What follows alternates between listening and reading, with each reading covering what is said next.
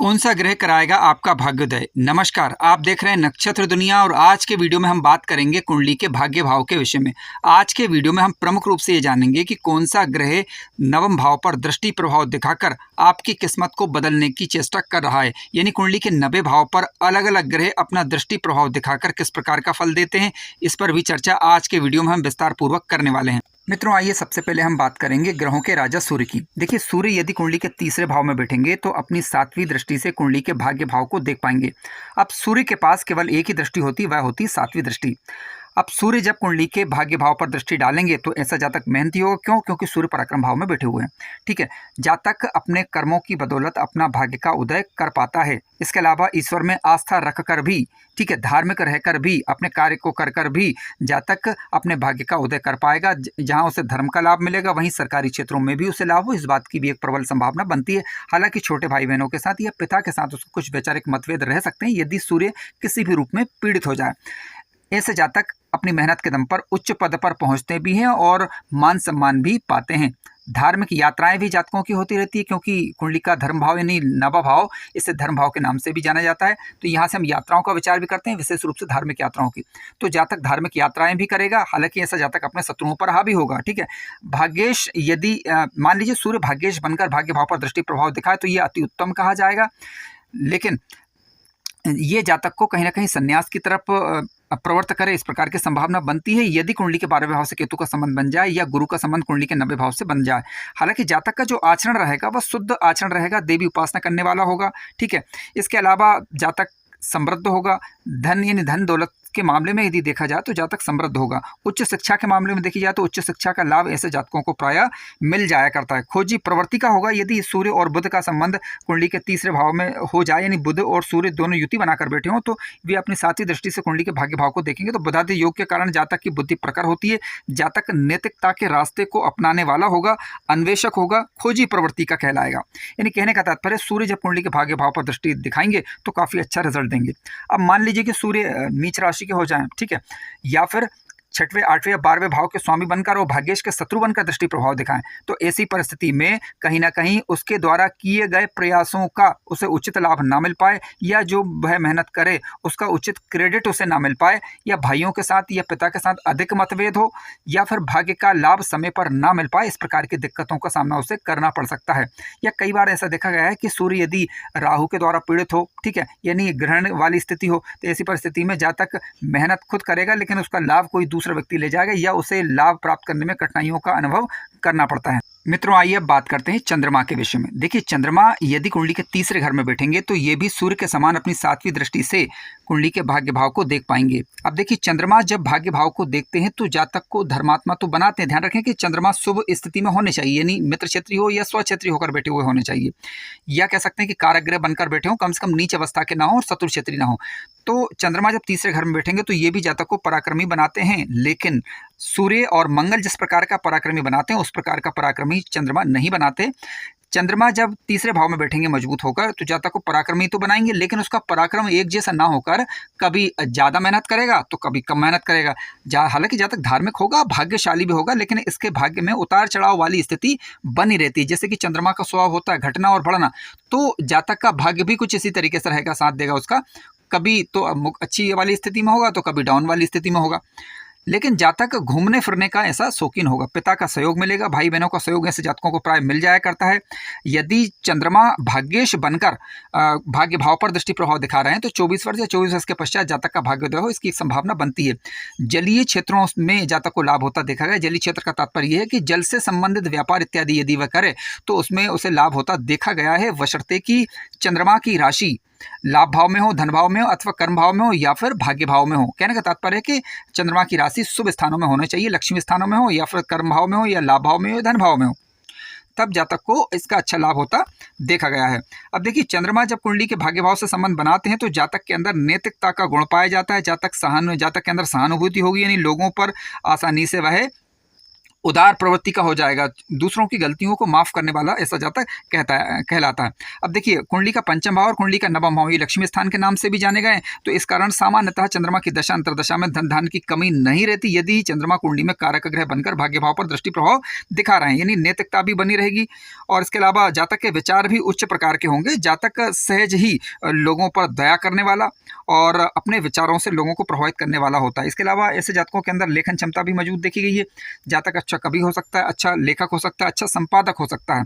इन कुल मिलाकर लेखनी ऐसे जातकों की प्राय मजबूत होती है यदि चंद्रमा शुभ प्रभाव में हो, अशुभ प्रभाव में ना हो। अब मान लीजिए कि चंद्रमा नीच राशि के हो जाएं, ठीक है, या शत्रु राशि के हो जाएं, या किसी पापक ग्रह के द्वारा पीड़ित हो जाएं, तो जिन बातों पर अभी हमने चर्चा करी उसमें कमी देखने को मिलेगी। जातक जरा सी बात पर चिढ़ जाने वाला होगा, कभी अच्छा व्यवहार करेगा, और जैसे ही बुरे ग्रहों की दशा में चंद्रमा की अंतर्दशा आएगी वैसी परिस्थिति में कहीं ना कहीं उसे दिक्कतों का सामना भी करना पड़ेगा। और जिस भाव का स्वामी ग्रह चंद्रमा बना हुआ है उस भाव से संबंधित भी कुछ ना कुछ परेशानियां फिर होने लग जाती हैं। ऐसी परिस्थिति में आप भगवान शिव की किसी भी रूप में आराधना करें और चंद्रमा के वैदिक मंत्रों का जप करें, तो आप पाएंगे कि चंद्रमा की नेगेटिविटी यानी नकारात्मक प्रभाव में फिर कमी देखी जाती है, अब कमी आ जाती है। यानी यदि मान लीजिए चंद्रमा आपकी कुंडली के अंदर शुभ है, तब भी यदि आप चंद्रमा के बीज मंत्रों का या वैदिक मंत्रों का जप करते हैं, भगवान शिव का रुद्राभिषेक करते हैं, या भगवान शिव का किसी भी रूप में अभिषेक करते हैं, या उनकी किसी भी रूप में पूजा करते हैं, तो निस्संदेह आपके चंद्रमा जो है शुभ होकर आपको शुभ प्रभाव देने लग जाएंगे। मित्रों, आइए अब बात करते हैं बुध ग्रह के विषय में। देखिए, बुध ग्रह के पास भी सूर्य और चंद्रमा के समान एक ही दृष्टि होती है, वह होती है 7वीं दृष्टि। बुध ग्रह जब कुंडली के पराक्रम भाव में बैठेंगे तो अपनी 7वीं दृष्टि से कुंडली के भाग्य भाव को देख पाएंगे। अब देखिए, बुध जब कुंडली के भाग्य भाव में बैठेंगे तो कालपुरुष की कुंडली के हिसाब से यदि देखा जाए तो यहाँ पर मिथुन राशि आती है, तो जातक को अपनी बहनों का अच्छा सपोर्ट मिलेगा, इस बात की एक संभावना बनती है। ठीक है, हालांकि आपको देखना है कि बुध ग्रह जो है वो नीच राशि के या शत्रु राशि के होकर ना बैठे हुए हों। अब नीच राशि शत्रु राशि के होकर बैठे हुए हैं तो क्या फल होगा, इस पर अभी हम आगे चर्चा करेंगे। पहले हम समझते हैं कि बुध यदि मित्र क्षेत्रीय होकर या स्वराशि के होकर यदि बैठे हुए हैं तो जातक पराक्रमी होगा, भाई बहनों का सहयोग जातक को मिलेगा। हालांकि जब भी भाइयों की बात हो तो मंगल की स्थिति आप अवश्य चेक कर लीजिएगा। जातक हंसमुख प्रवृत्ति का होगा और लोगों पर दया करने वाला होगा। लेकिन व्यापार में के क्षेत्र में, ठीक है, या बुध से संबंधित अकाउंटिंग के क्षेत्र में, मैनेजमेंट के क्षेत्र में जातक को ये सफलता प्रदान करते हैं। बुध जब कुंडली के भाग्य भाव पर दृष्टि प्रभाव दिखाएंगे तो भाइयों से सहयोग मिलेगा। ठीक है, हालांकि जातक जो है वो उनका सहयोग भी करेगा, जातक के अंदर नैतिकता पाई जाएगी। इसके अलावा जातक अपने पिता का सहयोग करने वाला होगा। धर्म में भी ऐसा जातक रुचि लेगा यदि बुध जो है शुभ ग्रहों के प्रभाव में होना चाहिए। इसके अलावा बुध से संबंधित कार्यों में जैसे मैनेजमेंट और रीजनिंग की हमने बात करी, तो इन क्षेत्रों में यानी फाइनेंस सेक्टर में विशेष रूप से सफलता प्रदायक ग्रह ये माने जाते हैं। सुख समृद्धि कारक होते हैं। जातक को धन की दृष्टि से यदि देखा जाए, यानी भौतिकवादिता की दृष्टि से यदि देखा जाए, तो उसमें भी ये उठाने का ही प्रयास करेंगे। अन्वेषणकारी प्रवृत्ति ऐसे जातकों के अंदर पाई जाती है, यानी खोजी प्रवृत्ति के होते हैं ये, और जिसके कारण अपना भाग्य को ये चमका पाते हैं। अब बुध ग्रह जब भाग्य भाव पर दृष्टि प्रभाव दिखाएंगे तो जातक उच्च शिक्षा में भी सफलता प्राप्त करता है, विशेष रूप से पीजी स्तर यानी पोस्ट ग्रेजुएट लेवल की शिक्षा में भी ये सहायता प्रदान करते हैं। जातक के अंदर कुछ अद्भुत क्षमताएं होती हैं जो साधारण व्यक्ति के अंदर नहीं होती। कहने का तात्पर्य है कि बुध जब पराक्रम भाव में बैठेंगे तो जातक को बौद्धिक रूप से पराक्रमी बनाने का कार्य करते हैं, जिसके कारण वह अपने जीवन को उन्नत कर पाता है। अब मान लीजिए कि बुध ग्रह नीच राशि के होगा या पीड़ित होगा, तब क्या होगा?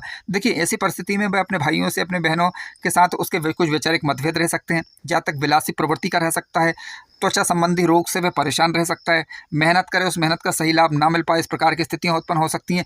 व्यर्थ के कार्यों में अपना दिमाग चलाने वाला हो सकता है। ठीक है, तो इस प्रकार की कुछ स्थितियां देखी जाती हैं। अब मान लीजिए कि बुध ग्रह कुंडली में नकारात्मक प्रभाव दे रहे हैं, लेकिन फिर भी आप प्रैक्टिकल रूप से चेक करें, नकारात्मक प्रभाव यदि प्राप्त हो तो ऐसी परिस्थिति में आप बुधवार को भगवान श्री गणेश की आराधना करें, भगवान श्री गणेश के किसी भी रूप में आप पूजन करें, तो निसंदेह बुध आपको अपनी दशा अंतर्दशा के दौरान शुभ फल देने वाले बन जाएंगे, या कह सकते हैं कि उनके नेगेटिव प्रभाव में भी कमी आएगी और शुभता बुध ग्रह शुभ होने से आपको उनकी शुभता का लाभ मिल पाएगा। देखिए, शुक्र ग्रह के पास भी केवल एक ही दृष्टि होती है, वह होती 7वीं दृष्टि। शुक्र ग्रह जब कुंडली के पराक्रम भाव में बैठते हैं तो अपनी 7वीं दृष्टि से कुंडली के भाग्य भाव को देख पाएंगे। ऐसा जातक पराक्रमी होगा, लेकिन पराक्रम ध्यान रखें कि वह अपने सुखों की इच्छा के लिए, यानी अपनी आंतरिक इच्छा पूर्ति के लिए वह पराक्रम करेगा और वह उसे प्राप्त भी कर लेता है। यानी जीवन काल के दौरान भूमि, भवन, वाहन, मकान, दुकान, बंगला, गाड़ी, ये सारी इच्छाएं जो है उसकी कहीं ना कहीं पूरी हो जाती हैं यदि शुक्र ग्रह के पास बल हो और कारक ग्रह बनकर ये दृष्टि प्रभाव दिखा रहे हैं। मेहनत से जातक भाग्योदय कर पाएगा, शत्रुओं पर विजय कर पाएगा। ऐसा जातक धार्मिक भी होगा, लेकिन ऐसा जातक धर्म करने के साथ साथ सुख की इच्छा बनी रहेगी, यानी तुलनात्मक रूप से धार्मिक होगा। दिखावटी रूप से वह रहेगा कि धर्म कर रहा है, लेकिन आंतरिक इच्छा होगी सुख चाहने की। तो जातक समाज में अपनी प्रॉपर्टी, अपना जीवन इतना उन्नत कर लेता है कि उसे समाज में मान सम्मान भी अच्छा मिलता है, और साथ साथ वह धर्म भी करेगा। धर्म के साथ साथ वह अपने भौतिक सुखों की इच्छा को भी आगे बढ़ाता रहता है। यात्राओं का शौकीन होगा ऐसा जातक, ठीक है। यदि भाग्येश बनकर शुक्र भाग्य भाव पर दृष्टि प्रभाव दिखा रहे हैं तो 25 वर्ष से 25 वर्ष के पश्चात जातक का भाग्योदय हो, इस बात की संभावना बनती है। जीवन साथी के सहयोग से ऐसे जातक उन्नति करते हैं। पिता का सहयोग ऐसे जातकों को प्राय मिल जाया करता है। फिल्म सेक्टर इत्यादि में यदि ये जाना चाहें तो एंकरिंग के क्षेत्र में जाना चाहिए, यानी फिल्म सेक्टर में किसी भी रूप में ये जाना चाहें, विशेष रूप से अभिनय के क्षेत्र में, तो वहां पर ये भी ये सफलता प्रदान कर देते हैं। दसम भाव में शुक्र की राशि हो, या फिर कह सकते हैं कि लाभ भाव में शुक्र की राशि हो, या फिर भाग्य भाव में शुक्र की राशि हो, तो निसंदेह जातकों को ये दशा अंतरदशा के दौरान सफलता प्रदान करते ही करते हैं। जीवन उन्नत होता ही होता है। लेकिन फिर भी आप ये देखें कि शुक्र के पास बल कितना है, शुक्र किस राशि में बैठे हुए हैं, लग्नेश के साथ उनका संबंध किस प्रकार का बन रहा है, तो इन बातों पर थोड़ा सा विचार जरूर कर लें। मित्रों, आइए बात करते हैं मंगल ग्रह के विषय में। देखिए, मंगल ग्रह के पास 3 दृष्टियां होती है, चौथी दृष्टि, सातवीं दृष्टि और 8वीं दृष्टि। मंगल ग्रह जब कुंडली के छठे भाव में बैठेंगे तो अपनी चौथी दृष्टि से भाग्य भाव को देख पाएंगे। यदि ये पराक्रम भाव में बैठेंगे तो अपनी 7वीं दृष्टि से, और यदि ये धन भाव में बैठेंगे तो अपनी 8वीं दृष्टि से भाग्य भाव को देख पाएंगे। सबसे पहले आपको ये देखना है कि मंगल कुंडली में कारक ग्रह बन रहे हैं या नहीं। यदि मंगल कुंडली में कारक ग्रह बन रहे हैं, मित्र क्षेत्रीय होकर, और मित्र दृष्टि प्रभाव यदि भाग्य भाव पर दिखाएं तो अच्छा रिजल्ट देंगे। जातक मेहनती होगा, मेहनत के दम पर अपने भाग्य का निर्माण करने में सक्षम होगा, शत्रुओं पर विजय प्राप्त करने वाला ऐसा जातक होता है। यदि मंगल का संबंध कुंडली के छठे भाव से बन रहा हो, मान लीजिए छठे भाव में मंगल ग्रह बैठ रहे हैं, तो शत्रुओं पर तो ये विजय दिलवाएंगे। इसके अलावा प्रतियोगिता परीक्षा इत्यादि में भी जातक सफलता प्राप्त कर पाता है, हालांकि मंगल के पास इसके लिए बल होना चाहिए। छठे भाव में जब मंगल बैठेंगे तो जातक लड़ाई झगड़े करने वाला भी हो सकता है, तो ध्यान रखें कि इसमें थोड़ा सा सावधानी बरतें। हालांकि जातक भाग्योदय करने में फिर भी सहयोग करेंगे, और ध्यान रखें कि धन को उधार देने से बचें यदि मंगल का संबंध कुंडली के छठे भाव से बन रहा है, क्योंकि यदि आपने पैसा दे दिया तो पैसा लेने में यानी वापसी होने में दिक्कतों का सामना थोड़ा सा करना पड़ सकता है। मंगल यदि मित्र दृष्टि प्रभाव दिखा रहे हैं तो पिता भी सहयोग करने वाले होंगे, पिता का सहयोग जातक ले पाएगा। लेकिन यदि मान लीजिए कि मंगल पीड़ित हुए या शत्रु दृष्टि दिखा रहे हो तो ऐसी परिस्थिति में पिता के साथ वैचारिक मतभेद रह सकते हैं। अब मान लीजिए कि कुंडली के धन भाव में मंगल ग्रह बैठे हुए हों तो मंगल की दशा अंतरदशा सुफलकारी होगी। यदि ये लग्नेश के मित्र हुए या फिर ये धनेश बनकर बैठे हुए हों, ठीक है, तो भाग्य का लाभ तब भी देंगे, और जब मंगल की दशा अंतरदशा आएगी तो धन वृद्धि भी होगी, और परिवार में कह सकते हैं कि परिवार का नाम रोशन भी ये कर पाएंगे, यानी अशुभ ही कहा जाएगा।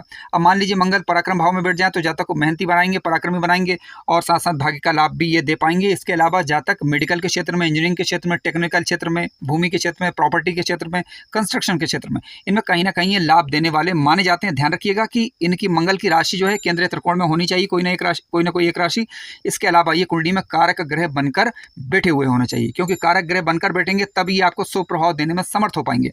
अब मान लीजिए कि मंगल ग्रह कुंडली में अकारक ग्रह बनकर शत्रु दृष्टि यदि भाग्य भाव पर दिखाएं तो कहीं ना कहीं भाग्य में विलंब, पिता के साथ मतभेद होना, पराक्रम का लाभ समय पर ना मिल पाना, ठीक है, व्यर्थ के लड़ाई झगड़े होना, व्यर्थ के खर्चे होना, इस प्रकार की स्थितियां बन सकती हैं। मित्रों, आइए अब बात करते हैं गुरु ग्रह के विषय में। देखिए, गुरु ग्रह के पास भी 3 दृष्टियां, 5वीं, 7वीं और 9वीं दृष्टि होती है। गुरु ग्रह जब कुंडली के लग्न भाव में बैठेंगे तो अपनी 9वीं दृष्टि से भाग्य भाव को देख पाएंगे। यदि ये तीसरे घर में बैठेंगे तो अपनी 7वीं दृष्टि से भाग्य भाव को देखेंगे, और यदि ये कुंडली के पंचम भाव में बैठेंगे तो अपनी 5वीं दृष्टि से भाग्य भाव को देखेंगे। देखिए, गुरु ग्रह कहीं पर भी बैठकर यदि 90 भाव पर दृष्टि प्रभाव दिखाते हैं तो काफ़ी शुभ माना जाएगा, क्योंकि धर्म का कारक ग्रह जब धर्म भाव पर दृष्टि प्रभाव दिखाता है तो निसंदेह इसमें कहीं कोई संदेह नहीं होना चाहिए कि जातक के जीवन में ये धर्म की वृद्धि करते हैं, यानी जातक अपने स्वधर्म का पालन करेगा, नैतिकता का गुण भी जातक के अंदर पाया जाएगा, जातक की मानसिक शुद्धता बनी रहती है, यानी मानसिक रूप से शुद्ध करने का प्रयास गुरु ग्रह करते हैं। आकस्मिक संकटों से बचाने का कार्य भी यहाँ पर गुरु ग्रह फिर करते हैं। जातक सन्यासी हो या देव उपासना करने वाला हो या जातक कोई मंत्र सिद्धि कर रहा हो, यदि कोई जातक मंत्र सिद्धि करने का प्रयास करे तो उसे आसानी से सफलता मिल जाती है, यदि गुरु ग्रह बलवान होकर भाग्य भाव पर दृष्टि दिखाएं और भाग्येश कुंडली का मजबूत हो। भाग्य भाव कम से कम पापक ग्रहों के प्रभाव में नहीं होना चाहिए। ऐसा जातक नैतिकतावादी होगा, यानी नैतिक आचरण करेगा, समाज के अनुरूप आचरण करने वाला होता है। लेकिन ध्यान रखिएगा कि गुरु के पास बल होना चाहिए, क्योंकि कई बार ऐसा देखा जाता है कि मान लीजिए गुरु ग्रह दृष्टि प्रभाव तो दिखा रहे हैं भाग्य भाव पर, पता चला उनके पास बल ही नहीं है, ठीक है, और पापक ग्रह मजबूत होकर दृष्टि प्रभाव दिखाएंगे, तो यहाँ पर गुरु कमजोर होने के कारण फिर हम ये नहीं कह सकते कि जातक नैतिक आचरण ही प्रॉपर ढंग से करेगा। तो ध्यान रखना है कि यदि गुरु ग्रह मजबूत होकर दृष्टि प्रभाव दिखाएंगे तभी वह अच्छा और शुभ रिजल्ट दे पाएंगे। अन्वेषणकारी प्रवृत्ति भी ऐसे जातकों के अंदर पाई जाती है। वैदिक ज्योतिष में या फिर कोई भी धार्मिक ग्रंथ हो उसमें जातक की रुचियां हो सकती हैं, यानी कहीं ना कहीं जातक धर्म से जुड़ा रहता है। अब ये स्थिति राजयोग कारक भी कहलाएगी, क्योंकि जातक को कहीं ना कहीं ये पूर्वाभास भी करा देती है। कई बार जातक कोई गलत निर्णय करने वाला होता है तो उसके पहले जातकों को ये संकेत दे देती है कि आप जो अमुक कार्य कर रहे हैं वह ठीक नहीं है। जातक आंतरिक रूप से प्रेरणा पा जाता है, लेकिन मान लीजिए पापक ग्रह मजबूत हुए तो ऐसी परिस्थिति में फिर जातक वो कार्य कर देता है और अंत में फिर पछताता है। तो ध्यान रखिएगा कि यदि गुरु आपकी कुंडली में भाग्य भाव से संबंध बना रहे हैं तो आप वास्तव में भाग्यशाली हैं, और कारक बनकर बैठे हुए हैं तो काफ़ी अच्छा है। ऐसी परिस्थिति में आप गुरु ग्रह को मजबूत करिए, इनके वैदिक मंत्रों के माध्यम से, इनके बीज मंत्रों के माध्यम से, या फिर अन्य कोई शुभ तरीके से गुरु को बलवान करने का प्रयास करें। जैसे कि विष्णु सहस्त्रनाम का पाठ कर सकते हैं, भगवान विष्णु की किसी भी रूप में आप पूजा कर सकते हैं, तो गुरु ग्रह बलवान होंगे और अपनी दशा अंतरदशा में आपको सफल करेंगे। इस बात की एक संभावना प्रबल बन। मित्रों, आइए अब बात करते हैं शनि ग्रह के विषय में। देखिए, शनि ग्रह के पास 3 दृष्टियां होती हैं, तीसरी दृष्टि, 7वीं दृष्टि और 10वीं दृष्टि। शनि महाराज यदि कुंडली के सप्तम भाव के अंदर बैठेंगे तो अपनी तीसरी दृष्टि से भाग्य भाव को देख पाएंगे। यदि ये तीसरे घर में बैठेंगे तो अपनी 7वीं दृष्टि से, यदि ये 12वें घर में बैठेंगे तो अपनी 10वीं दृष्टि से भाग्य भाव को देख पाएंगे। देखिए, सबसे पहले शनि महाराज की दृष्टि के विषय में हम जान लेते हैं। शनि महाराज यदि भाग्य भाव पर मित्र दृष्टि या स्वराशि की दृष्टि दिखा रहे हैं तो ऐसी परिस्थिति में जातक का भाग्योदय समय पर होगा, ठीक है। पिता के साथ जातक के मतभेद नहीं रहेंगे, यानी सामान्य प्रकार का व्यवहार रहेगा, और जातक पिता का सहयोग करने वाला, पिता का सहयोग लेने वाला होता है। जातक धर्म कर्म में भी रुचि लेगा, धर्म करेगा, परिश्रम के द्वारा जातक को अपने भाग्य का लाभ भी मिल पाएगा। लेकिन एक बात ध्यान देने वाली बात है कि ऐसे जातकों का प्रारंभिक जीवन थोड़ा सा कष्टप्रद रहता है, यानी प्रारंभ में इनको मेहनत अधिक करनी पड़ती है, तब जाकर बाद में इन्हें लाभ मिल पाता है। शनि महाराज मान लीजिए कि कुंडली के भाग्य भाव पर दृष्टि प्रभाव तो दिखा रहे हैं, लेकिन शत्रु दृष्टि प्रभाव दिखा रहे हैं, तो ऐसी परिस्थिति में भाग्योदय देर से होगा, ठीक है। भाग्य का लाभ देरी से मिल पाएगा। पिता के साथ वैचारिक मतभेद रह सकते हैं, किए गए कार्य का क्रेडिट नहीं मिलना, अधिक परिश्रम करने पर भी वांछित सफलता नहीं मिलना, इस प्रकार की दिक्कतें रह सकती हैं। जातक बाहर से नास्तिक किस्म का लगेगा, लेकिन आंतरिक रूप से यदि देखा जाए तो जातक ईश्वर पर भरोसा करने वाला होगा, धार्मिक भी होगा। इसके अलावा देखिए, शनि महाराज कहाँ पर बैठकर दृष्टि प्रभाव दिखा रहे हैं, इस पर भी ध्यान देना आवश्यक है। मान लीजिए शनि महाराज कुंडली के सप्तम भाव में बैठे हुए हैं, मित्र राशि में बैठे हुए हैं या स्वराशि के होकर बैठे हुए हैं, तो दाम्पत्य जीवन सामान्यतः ऐसे जातकों का अच्छा रहेगा। लेकिन मान लीजिए शत्रु राशि के होकर बैठ जाएं या पीड़ित होकर बैठ जाएं तो दाम्पत्य जीवन में थोड़ी बहुत खटपट बनी रहती है।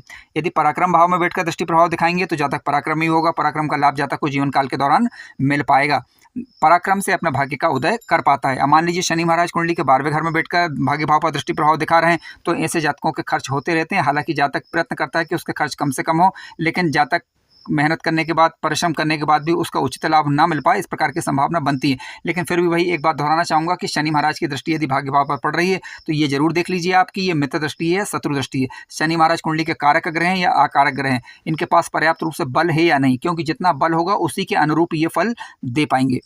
मित्रों, आइए अब बात करते हैं राहु ग्रह के विषय में। देखिए, राहु ग्रह के पास भी 3 दृष्टियां होती हैं, 5वीं, 7वीं और 9वीं दृष्टि। राहु ग्रह यदि लग्न में बैठेंगे तो अपनी 9वीं दृष्टि से भाग्य भाव को देख पाएंगे। यदि ये पराक्रम में बैठेंगे तो अपनी 7वीं दृष्टि से भाग्य भाव को देखेंगे। यदि ये पंचम भाव में बैठेंगे तो अपनी 9वीं दृष्टि से भाग्य भाव को देख पाएंगे। अब सबसे पहले आप ये देखें कि राहु कुंडली में कारक ग्रह है या नहीं। देखिए, राहु कारक कहाँ होते हैं? वृषभ लग्न की कुंडली में राहु कारक होते हैं, मिथुन लग्न में ये कारक होते हैं, तुला लग्न में कारक होते हैं, मकर लग्न और कुंभ लग्न, इन लग्नों में ये कारक ग्रह माने जाते हैं। इसके अलावा कन्या लग्न, तो इन लग्नों में राहु कारक ग्रह होते हैं। राहु यदि कारक ग्रह बनकर यहाँ पर बैठे हुए हैं, यानी लग्न भाव में बैठे हैं या फिर ये पराक्रम में बैठे हैं या पंचम में बैठे हैं, तो इनकी दृष्टि जो है भाग्य भाव पर जाएगी। यदि इनकी मित्र दृष्टि जा रही है तो जातक जुगाड़ तुगाड़ करने में माहिर होता है, किसी न किसी रूप में भी जातक अपने काम निकालने में सक्षम होता है, तकनीकी कार्यों में दक्ष हो सकता है, इसकी संभावना बनती है।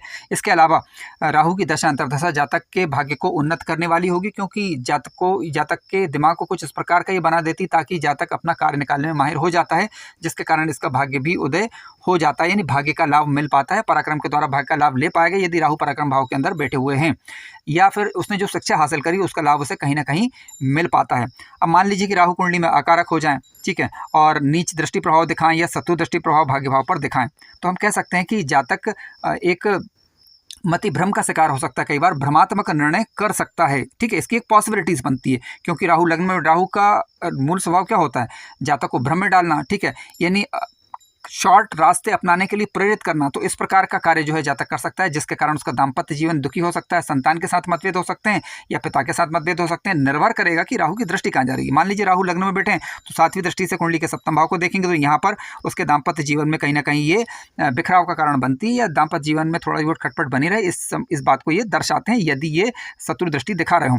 अब मान लीजिए पंचम भाव में राहु दृष्टि प्रभाव दिखा रहे हैं, क्योंकि लग्न में बैठेंगे तो पंचम भाव पर भी उनकी दृष्टि होगी, तो संतान के साथ मतभेद होना, या संतान है तो संतान के साथ मतभेद होना, या फिर संतान नहीं है तो संतान होने में कुछ ना कुछ परेशानी या प्रॉब्लम उत्पन्न करना, इस प्रकार की दिक्कतें रह सकती है। अब राहु लग्न में बैठेंगे तो पंचम भाव पर उनकी दृष्टि जाएगी। अब देखिए पंचम भाव शिक्षा का भाव भी है, शिक्षा काल के दौरान यदि राहु की दशा अंतर्दशा आ जाए तो निसंदेह कहीं ना कहीं ये जातक के शिक्षा को भी बाधित करने का प्रयास करती है। तो ये निर्भर करेगा कि राहु दृष्टि किस प्रकार की दिखा रहे हैं, मित्र दृष्टि या शत्रु दृष्टि, कारक हैं या अकारक हैं, या इनके पास बल कितना है, इन बातों को जरूर ध्यान में रखना है। मित्रों आइए अब बात करते हैं केतु ग्रह के विषय में। देखिए केतु के पास भी 3 दृष्टियां होती हैं, जैसा आप जानते हैं, 5वीं दृष्टि, 7वीं दृष्टि और 9वीं दृष्टि। केतु महाराज यदि कुंडली के लग्न भाव में बैठेंगे तो अपनी 9वीं दृष्टि से भाग्य भाव पर दृष्टि प्रभाव दिखा पाएंगे। यदि ये पराक्रम में बैठते हैं तो अपनी 7वीं दृष्टि से, और यदि ये पंचम भाव में बैठेंगे तो अपनी 5वीं दृष्टि से कुंडली के नवम भाव को देख पाएंगे। अब देखिए केतु अच्छे रिजल्ट देंगे या बुरे रिजल्ट देंगे, ये कुछ चीज़ों पर निर्भर करेगा। सबसे पहले आपको ये देखना है कि केतु कुंडली में कारक ग्रह बन रहे हैं या नहीं। तो ये कैसे जानेंगे, देखिए मंगल यदि कुंडली में कारक ग्रह हैं और शुभ भावों के स्वामी होकर शुभ प्रभाव में बैठे हुए हैं तो ये माना जा सकता है कि केतु कुंडली में अच्छे रिजल्ट देंगे, लेकिन ये पहली शर्त हुई केवल। ठीक है, अब आपको ये देखना है कि केतु जो है वो नीच राशि या शत्रु राशि में तो नहीं बैठे हैं। ठीक है, यदि मंगल की राशि में यदि बैठे हुए हैं, गुरु की राशि में केतु बैठे हुए हैं तो सामान्यतः ये अच्छा रिजल्ट देते हैं। ध्यान रखें कि केतु पीड़ित नहीं होना चाहिए। अब केतु जब लग्न में बैठे हैं या पराक्रम में बैठे हैं या पंचम में बैठे हैं, जब भाग्य भाव पर दृष्टि प्रभाव दिखाएंगे तो भाग्य में उतार चढ़ाव वाली स्थिति बनी रहेगी। यदि कारक ग्रह हैं तो कम रहेगी, अकारक ग्रह हैं तो ज़्यादा रहेगी। निर्णय शक्ति में असमंजस की स्थिति रहेगी, यानी जातक निर्णय नहीं कर पाएगा कई बार कि उसे क्या करना है क्या नहीं करना है। अब ये मात्रा जो है वो यदि कारक ग्रह बन रहे हैं तो कम रहेगी, यदि अकारक बन रहे हैं तो ज़्यादा रहेगी। हालांकि केतु धर्म के कारक होने के कारण भाग्य भाव पर जब दृष्टि प्रभाव दिखाएंगे तो जातक धर्म कर्म में रुचि लेगा। ठीक है, इसमें कहीं भी कोई संदेह नहीं होना चाहिए। हालांकि गुरु की स्थिति और नवमेश की स्थिति पर विचार जरूर कीजिएगा। जातक जितना धार्मिक होगा उतना ही ज़्यादा अपने जीवन काल में उन्नति कर पाएगा। अब केतु ग्रह जिस ग्रह के साथ बैठेगा उसके बल को बढ़ा देता है। यदि ये शुभ ग्रह के साथ बैठे हुए हैं तो शुभ बल में बढ़ोतरी होगी, यदि ये अशुभ ग्रह के साथ बैठ जाए तो उसकी अशुभता में भी ये वृद्धि कर देता है। देखिए केतु के पास धड़ है, केवल सिर नहीं है, क्योंकि राहु को सिर माना गया है और केतु को धड़ माना गया है। तो केतु एक वायु तत्व ग्रह है, जिस ग्रह के साथ बैठेगा उसके बल को बढ़ा देगा। तो इन बातों का ध्यान रखें और उसके बाद ही ये तय करें कि ये केतु आपको अच्छा रिजल्ट देगा या बुरा रिजल्ट देगा।